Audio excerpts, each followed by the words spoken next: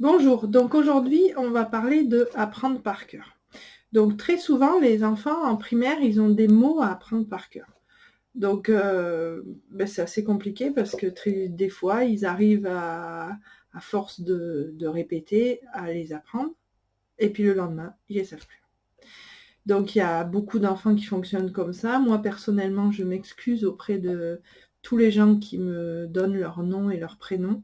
J'ai de gros soucis pour arriver à retenir les choses. Je mélange les mots, je suis un peu comme mes élèves, un peu différente dans mon fonctionnement. C'est pour ça que je fais ça d'abord. Et puis donc du coup je vais vous donner quelques astuces. Donc je rappelle mon livre Les bases du français. Donc dans ce livre, c'est un livre qui est, c'est une méthode en fait que j'utilise avec des enfants qui ont des soucis pour arriver justement à écrire et à le français de manière assez correcte au début. Donc c'est très syllabique et phonétique. Et je fais aussi des petits cahiers de vacances, donc qui sont en vente sur mon site. Le cahier de vacances est à 2 €, donc vous avez à peu près 18 pages.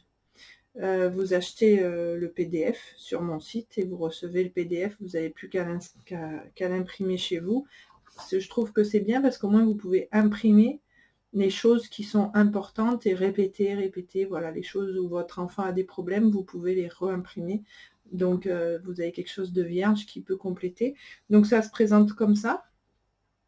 Voilà, c'est des petits papiers simples. Alors j'ai pas tout ce qui est dessin, etc. C'est vraiment épuré au maximum parce que j'ai un logiciel qui est très simple et je peux pas faire autrement pour l'instant. Donc dans l'idée, vous voyez, pour apprendre un mot par cœur, ce qu'il faudrait, et ce qui serait très bien, c'est qu'en fait l'enfant rentre dans la construction du mot. C'est-à-dire que, et puis dans le jeu, c'est à lui d'arriver à trouver comment le mot s'écrit. Donc on peut le guider, on peut, mais faire des petites choses comme ça par exemple.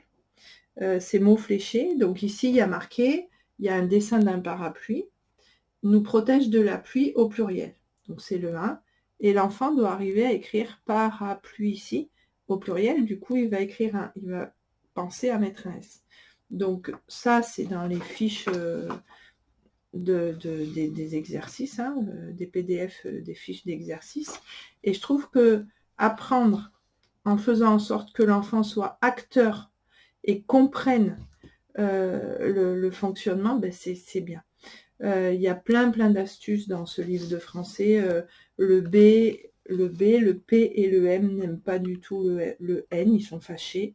Donc il accepte, mais très rarement. Donc c'est vraiment une histoire découverte où l'enfant va rentrer dans tout ce qui est phonétique et comment on peut écrire ce qu'on entend.